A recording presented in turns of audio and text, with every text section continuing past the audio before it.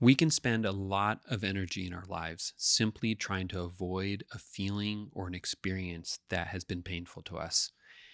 And what I want to say to you today, and what we can talk about, is that the more that we try to avoid the pain, the more it will be recreated in our lives.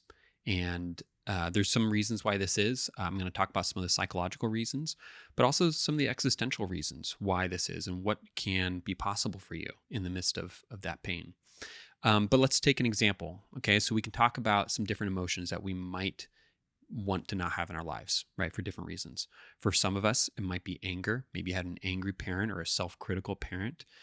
Some other popular ones are sexuality. The idea of feeling sexual or any kind of, erotic feeling can be something you want to disown or you don't want to be part of you. Another one might be anxiety or victimhood, some kind of feeling of I'm helpless and I'm dependent. Sometimes, especially for men, we can feel some kind of disavowal of that, like I don't want that to be part of me. And what can happen is that for a lot of us, we as children might have experienced some of these things in a bad way, where somebody was a certain way to us, whether it was anger again or fill in whatever emotion you might want to say, that they were this way to us. And we told ourselves, I never want to experience that. I never am going to be that way because if I do that, then I'm bad and I'm going to hurt other people. I could be rejected from relationships. I could cause problems for somebody. This is something we spend a lot of energy trying to avoid in our adult lives. For a lot of us, we go, I'm never going to be angry with anybody because if I express anger at all, I'm going to be rejected. I'm going to feel bad. Again, a lot of us, for men especially, it's like if I cry, if I feel any kind of sadness inside, then I'm going to be bad. I'm going to be, I'm going to be rejected. Nobody's going to want to be around me. I'm no good to anyone. Okay, so I want you to try to identify that of what is the experience that represents the most amount of pain for you that you tell yourself, I'm never going to be like that. That experience is going to be the experience that is recreated in your present day life. And it's going to be recreated either internally in your mind or it's going to be recreated in your relationships. And this is it doesn't feel very fair, does it? If we really don't want to experience something, if we were really trying to run away from something, you'd think that we'd just be able to tell ourselves logically, I don't want to do that, and we could cut it off. However, there's a reason why this doesn't work. First of all of us are made to experience the breadth of emotion. That's because we live in a world where we're going to feel angry. We're going to feel affectionate. We're going to feel sad. We're going to feel confident. We're going to feel all these things, and we need to be able to manage these feelings. That's what's called self-regulation. This idea that the mind works best when it is a coherent whole. When I can feel anything, it doesn't matter what it is. I could feel anger. I could feel lust. I could feel confident. I could feel in control and powerful. I could feel, really dependent and helpless. And I know how to move through that feeling. I know how to be okay and to return to normal. Okay. But for some of us, again, we dread feeling a certain way, like if our brain is a big house, right? And we want to be able to move through all the rooms in the house. Some of us, we have like a certain closet or a certain room in the house where we go, I can't live there. I can't be that way. I can't go there. And that space is the one that's going to end up taking up the most space in your life, the more you try to avoid it. Okay, so let's talk about these two ways. I talked about, first of all, this idea that this thing is going to be recreated inside your mind, right? This place that you're trying to avoid, or it's going to be recreated in your relationships. And these two ideas we can call introjection and projection. Okay, so the feelings that we're in, I'm going to talk about for each of these some examples about why this happens and how it happens. Okay, so let's start with introjection. Okay, let's use an example. Let's say you had a really critical dad. All right, and let's say every time you had an idea and you brought it up, your dad was kind of a naysayer and he would say why it's not going to work. Or every time you had a project, he was never really satisfied. It wasn't ever good enough. Okay. Or, when you were happy about something, he couldn't really be happy with you. There was always something wrong. And he would say things like, why can't you get it right? Maybe he said it to himself. Maybe he said it to you.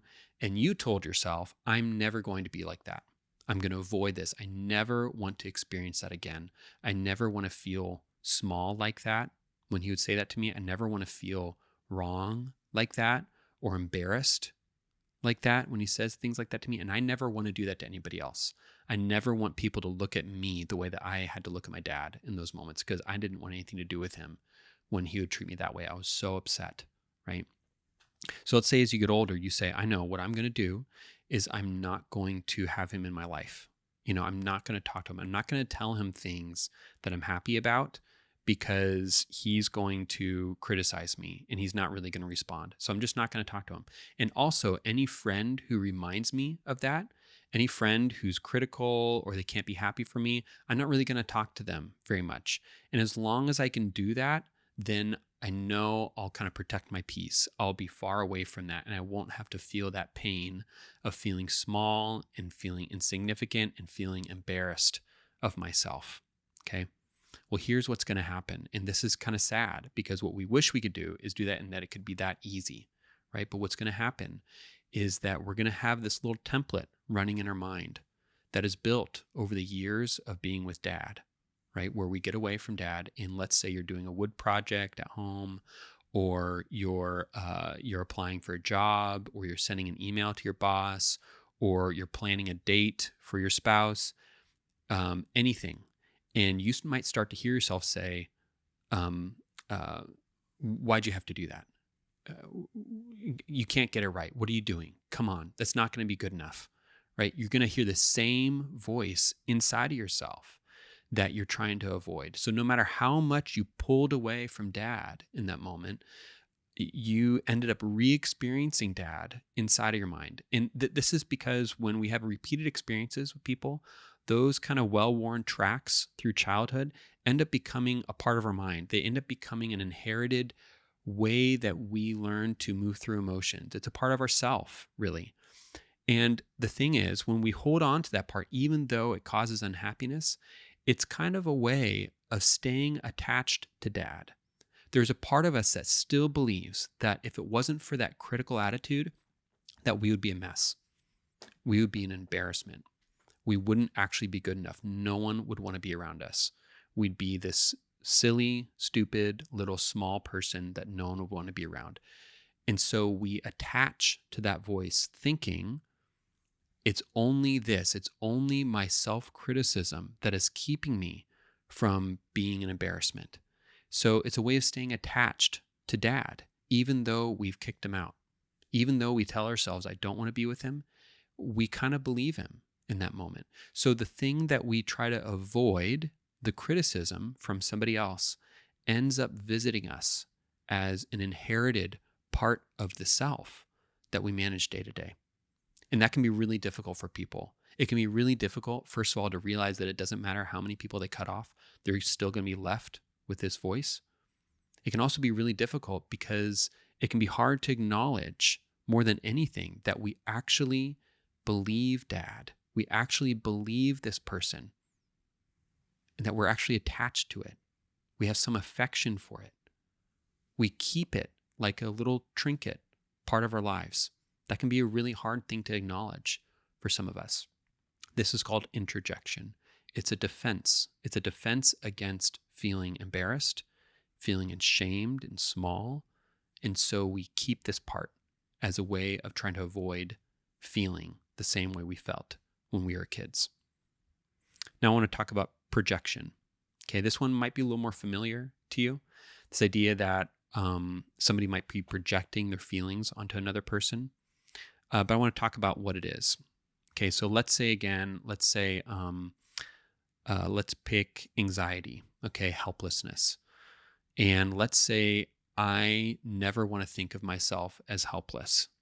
Let's say I had a parent who was no good. They would always kind of abandon me to things. I felt like I had to be responsible, and that mom or dad was always helpless. They could never do anything and take care of things, or they couldn't be responsible, and they would just throw their hands up and say, I don't know what to do. I don't know what to do. I can't do anything about this. Well, as a kid, you're going to go, I never want to experience that. I never want to have, I never want to be that way, because If I'm that way, nobody's going to take care of me, right? And also I feel ashamed of that. I feel ashamed of that in them, and so I don't want that to ever be a part of myself. Well, that's really tricky, isn't it? Because as we get to be adults, there are still times when we are helpless, when we're dependent, where we don't know what to do, and we actually do need help. But when we feel those ways, we're not going to want to own them. We're not going to want to admit that we feel helpless or that we feel sensitive or that we don't know what to do. We're not going to feel comfortable asking for things. And so what do we do about that? One thing we can do is we project it. So what that means is that when we start to feel the helplessness, we end up attributing that to somebody else. Okay? So we end up finding relationships in which we can be the savior and we can be responsible, and somebody else can feel helpless for a change. I don't ever have to feel helpless or I'm a burden to other people. I can project that onto another person. And now I've created a relationship in which another person somehow resembles the mother or the father. I forget which one I use in that example, but let's say the mother that I'm trying to avoid. So I might, I might accentuate their helplessness by doing things for them that they didn't ask me to do, or assuming that they don't know things, or never asking for their input or their wisdom. So we end up recreating this relationship that we're trying to avoid so hard. This is a problem, right? We end up animating a very toxic situation in which we can't feel helpless and somebody else can, or somebody else is only feeling that way. And then we can feel really annoyed and frustrated with this person who's being this way. This happens in friendships. This happens in marriages. Now, instead of just thinking about helplessness, I want you to put anger in there. Okay, let's say, again, like go back to the anger. Let's say you had a parent who's really angry. And now, as a way of projecting, when the tension rises in the relationship, you assume that the other person is angry. You attribute anger to them, right? So instead of you acknowledging your anger and owning that you feel a certain way, you might gaslight them and go, "What are you so angry about?" Or you might act ways that you kind of deny that you have any stake in the game, right? You're going to create anger in the other person when you do these things. So this person who's trying so hard to avoid anger is going to experience a very angry partner.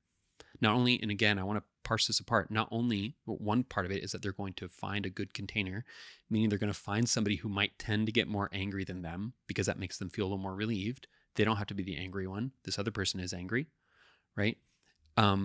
There's another component where we can somehow subtly be attracted to the thing that we can't be, right? So I might kind of like that this person is angry because there's an energy there that I don't know how to own. And so when I get close to this person, I feel like I get close to the feeling that I want to be able to have, even if it's anger. But there's a third thing that happens, which is that no matter who that person is inherently, when they get into relationship with us, we attribute more anger to that person and we create the situation in the relationship that we're trying to avoid. We make them in some way more angry. Okay. And now I get that it's the responsibility of the other person to be able to acknowledge and to be congruent with their feelings, but this is an actual phenomenon. This is something that will happen. Okay. Okay. Now let's sub in not just anger, or I know we talked about anxiety or anger. We could talk about sexuality or these kind of more erotic feelings. Sometimes we can project it onto another person instead of me being able to own the times that I feel, aroused or excited sexually. I might attribute that to somebody else. Of they're the ones who are always wanting to come on to me. They're even a partner. They're always so sexually active, and then I can kind of deny it. No, I don't want to do that. Why are you invading my space? I don't want to be like that with you, right? So we project it onto them as a way of disowning this thing that we feel really ashamed of or uncomfortable with. Let's take another one. Let's take sadness. You might find yourself with a person who feels perpetually sad as a way of you not having to deal with the sadness that you feel. In all these ways, the more that we avoid a feeling, the more that it gets recreated both internally as a capacity inside the self that we can't get rid of, or externally in a relationship that ends up tormenting us that we are frustrated by. And both these things, there is a difficulty with acknowledging the initial pain that brought you these two different awarenesses in your life. There's a difficulty with acknowledging the way that you were hurt, the way that you experienced suffering and relationships. And you will continue to experience that recreation of the situation. It will continue to be animated in your life until you can look at it in the face and acknowledge and own the way that you, in fact, are angry. You, in fact, are erotic and sexual. You, in fact, are anxious. You need to own those things.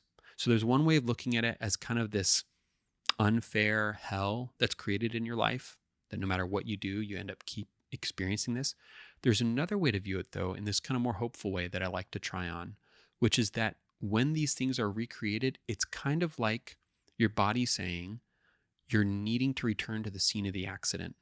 You're needing to confront the thing that you keep trying to avoid. You need to look at it in the face. You need to actually own it yourself. You need to take responsibility for the pain that you've been handed, that you keep recreating in your life.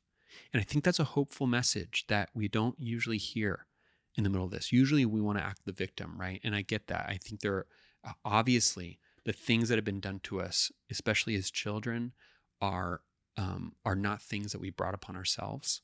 They're not our fault, right? And the things we experience in even adult relationships, they're not our fault, but they are our responsibility. They are something that continue to affect our lives the more that we disown them, the more that we fail to acknowledge these things in the way that we are, the more that we fail to acknowledge the way that we have been impacted and the way that we are impacting others and ourselves, the more these things are going to keep being recreated in our lives. However, the more that we take responsibility and that we can own and take responsibility for the pain that we've been given, for the way that we are affecting other people in our lives and the way that we're affecting ourselves, the more freedom there is. Even by acknowledging it, there's like a relief that can happen, a catharsis that we've needed in these moments.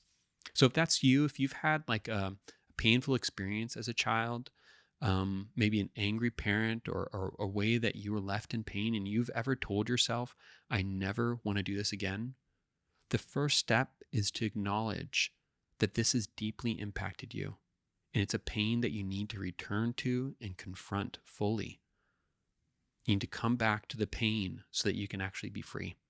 That's what psychotherapy ultimately is. It's this opportunity to address, finally, the thing that has been bothering us so that we can experience freedom and we can own these parts of ourselves that have been disconnected so that we can create relationships that actually bring us life.